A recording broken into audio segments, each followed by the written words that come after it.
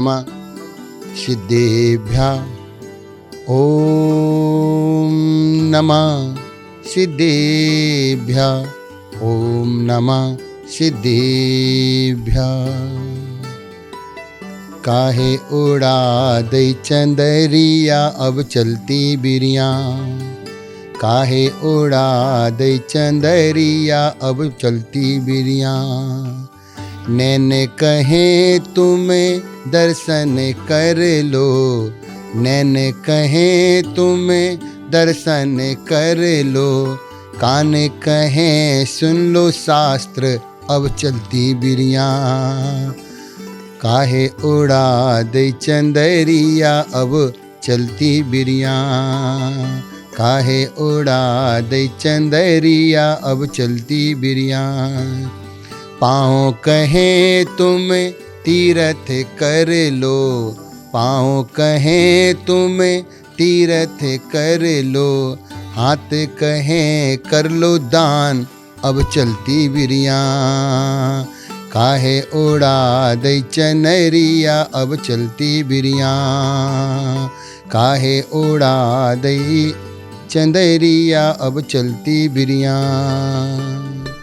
देवादिदेव शांतिनाथ भगवान की, परम पूज्य आचार्य चक्रवर्ती आचार्य श्री शांति सागर जी महाराज की, परम पूज्य आचार्य श्री विद्यासागर जी महाराज की, परम पूज्य आचार्य श्री बसुनंद जी महाराज की, 3 कम 9 करोड़ मुनिराजों की जय।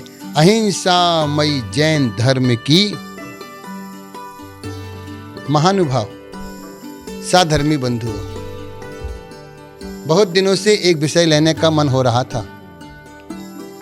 आज चारों तरफ नजर घुमा करके देखते हैं, हर व्यक्ति परेशान परेशान नजर आता है।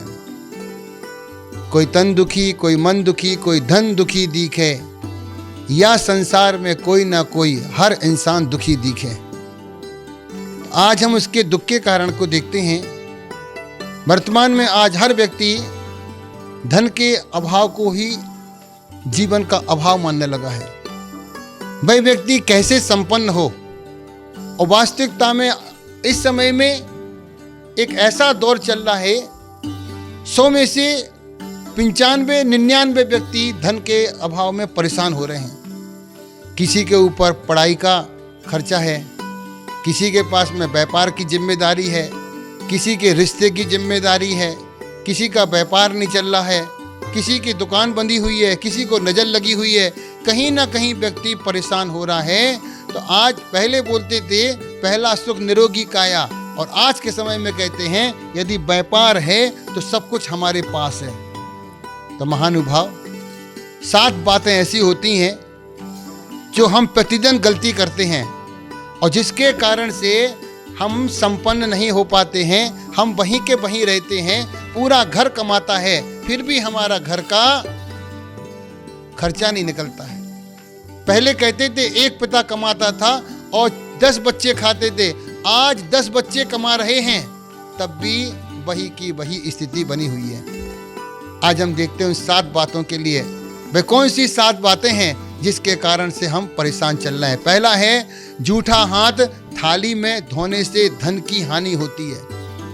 आज हम वर्तमान में देखते हैं जो व्यक्ति भोजन करता है उसी में ही हाथ धो देता है। और पहले के समय में अपनी थाली को लेकर के जहाँ पर बर्तन साफ होते हैं वहाँ पर वह थाली रखता था, और उसके बाद में जहाँ बॉस ने हाथ धोने का स्थान होता था वहाँ जाकर के हाथ धोता था। आज से हम प्राचीन काल में देखते थे जहाँ पर भोजन बनता था वहाँ भोजन व्यक्ति करता नहीं था। भोजन बनने का स्थान अलग होता था और भोजन करने का स्थान अलग होता था। चौका चूल्हा ये सब आग्नेय दिशा में होता था, और जो पानी का स्थान होता था वह ईशान कोण में होता था। अब बिल्कुल विपरीत हो गया है। एक ही स्थान पर एक ही किचन में इधर पानी है इधर अग्नि है, दोनों ही नुकसानदायक हैं।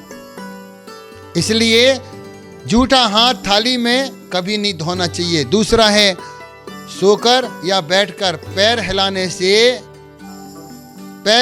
से घर से लक्ष्मी रुकती नहीं है। लक्ष्मी चली जाती है। कभी भी किसी को बैठ करके या सोते हुए कभी पैर नहीं हिलाना चाहिए। तीसरा है, स्नान करते समय एक पैर से दूसरे पैर को रगड़ने से घोर गरीबी आती है।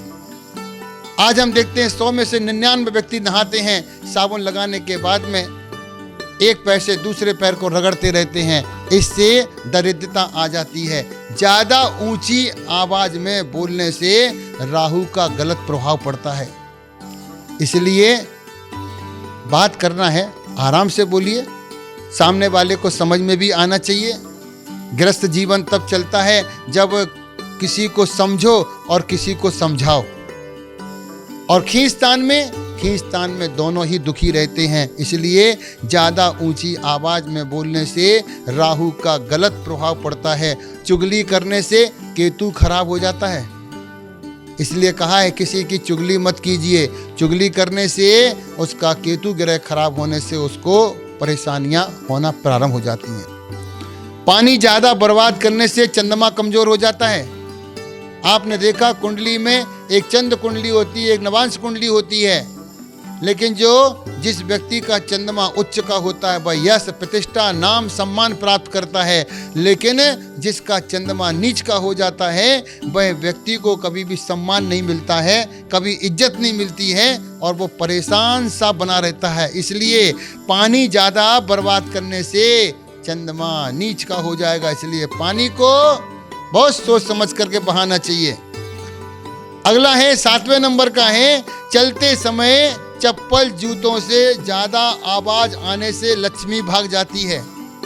कई व्यक्ति के जूते चप्पल होते हैं, चर चर की, टप टप की, पट पट की आवाज़ आती रहती है। इसलिए कभी भी जूते चप्पल से आवाज़ नहीं आना चाहिए। यदि आवाज़ आती है तो आपके घर से लक्ष्मी खत्म हो जाएगी। ये ऐसे हैं, हम 24 घंटे दिन रात पैसा कमा रहे हैं और फिर भी हमारे घर में बरकत नहीं हो रही है। घर में बरकत तब होती है जब आप घर में 4 सदस्य हों। आप 5 व्यक्ति का खाना बनाइए, आपके घर में बरकत होगी, लक्ष्मी का वास होगा। लेकिन हम 4 व्यक्ति होते हैं तो हम 3 का भोजन बनाने का प्रयास करते हैं। एक को एडजस्ट कर लेते हैं, उसको इसको नहीं चाहिए, इसको चावल दे दिया, इसको ये दे दिया, ऐसे करके नहीं। घर में यदि बरकत चाहिए, 4 आदमी है तो 5 आदमी का भोजन बनाइए। और प्रसन्नता जीवन का ऐसा वरदान है कि आपके प्रसन्न रहने से सामने वाला व्यक्ति अपने आप पॉजिटिव हो जाता है। अरे वही चेहरा है, वही भाव है। दूसरे को देख के थोड़ा मुस्कुरा दिया, थोड़ा 2 प्रेम की बात कर ली, एक दूसरे का हाल पूछ लिया, किसी का कुछ बिगड़ता नहीं है। लेकिन हर व्यक्ति का कुछ ना कुछ सुधर जरूर जाता है। इसलिए आपस में मेल मिलाप बनाएं, ऐसे विचार बनाएं कि आदमी एक दूसरे से जुड़ा रहेगा। व्यक्ति समाज में जुड़ा रहेगा तो वह व्यक्ति कभी टूट नहीं सकता है। आचार्य श्री विद्यानंद जी महाराज बोला करते थे, पानी की बूंद जब तक समुद्र में है, करोड़ों सूरज भी आ जाएंगे तो उसे सुखा नहीं सकते हैं। और यदि वही बूंद यदि तालाब से, नदी से बाहर निकल जाती है, 1 सेकंड के अंदर में पानी की बूंद सूख जाती है। और जो व्यक्ति समाज के बीच में रहता है उसे कोई परेशान नहीं कर सकता है। लेकिन जो समाज से दूर चला जाता है, टूट जाता है, समाज में विद्वेष पैदा कर देता है, ऐसा व्यक्ति समाज से टूट करके बिखर जाएगा, उसका अस्तित्व खत्म हो जाएगा। इसलिए आपने 7 बातों को ध्यान से सुना। ये वास्तविकता में एक एक लाइन, एक एक वाक्य, एक एक सूत्र हमारे जीवन को बदलने वाला है। आप अपने जीवन को बदलें। इन बातों को देख करके, सुन करके, परख करके आपकी जीवन की रेखाएं आज भी बदल सकती हैं। रेखाएं बदलने में कोई समय नहीं लगता है। बदलने वाले भी हम ही हैं और बिगाड़ने वाले भी हम ही हैं। बोलिए महावीर भगवान की